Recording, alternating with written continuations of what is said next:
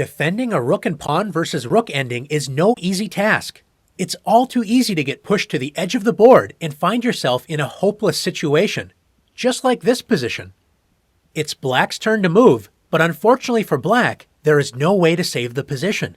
Black's king does block the promotion square of the pawn, but black's rook is way too passive. If black tries to activate the rook with rook g1, hoping to start checking the king, white can simply play rook h8 with checkmate to follow. White is threatening to play rook a7 with checkmate on the next turn. If black plays king f8, the simplest way for white to win is by playing rook f7 check, forcing black's king to e8. White now threatens checkmate with rook a7, when black's position will collapse. Are all rook versus rook and pawn endings hopeless for the defender? Not at all. In fact, if you know the Philidor position, there are good chances to save this endgame. Let's take a look. Even though white is up a pawn, has a strong rook on the 7th rank, and an active king, the position is completely drawn, if black understands the Philidor position.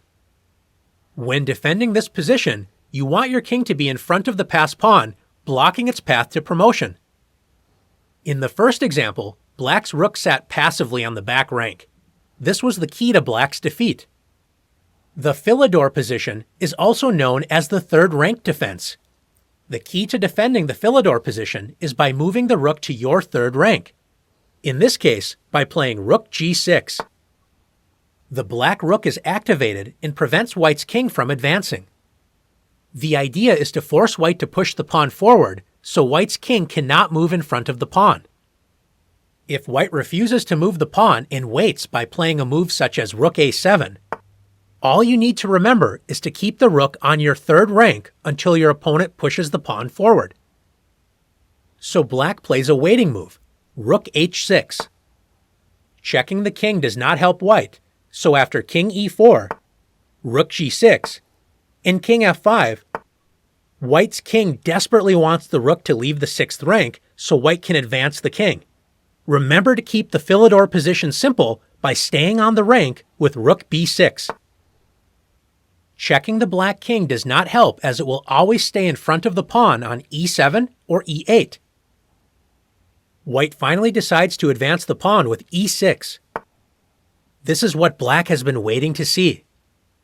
Now that the pawn is on e6, white is threatening to play king f6 and threaten checkmate. Only when the pawn advances to the same rank as the rook, and only then, black now moves the rook to white's 1st rank with rook b1. Now that the king cannot hide in front of its pawn, black's rook is prepared to attack the king with multiple checks. After king f6, rook f1 check, king e5, rook e1 check. Black's rook continues to shadow the white king with checks. After king d5, rook d1 check. If the king moves away from the pawn, such as with king c6, black's rook can continue to check the king, but the simplest move is to attack the pawn with rook e1. If white protects the pawn with the king, black's rook will keep checking the king. White cannot make any progress and the game is drawn. Since moving the king did not work, what if white tries to block the rook's checks by playing rook a4? After rook f1 check and rook f4, black can simply trade rooks with rook takes f4, king takes f4, and king e7, entering a completely drawn king and pawn ending. Let's take a look at one more example together. In this position, black has the option to check white's king with rook b1. Is this a good idea? After rook b1 check, king c6, white is threatening rook h8 checkmate, and black's king will have to give up its important defensive location, being on the same file as the passed pawn. Since checking the king led to serious problems for black, can you remember the key defensive idea in the 3rd rank defense with rook g6? The rook is now guarding black's 3rd rank and will move back and forth on that rank until sooner or later white advances the pawn with c6. Once the pawn advances to the same rank as the rook should now move to the attacker's 1st rank with rook g1. preparing to deliver checks against the white king.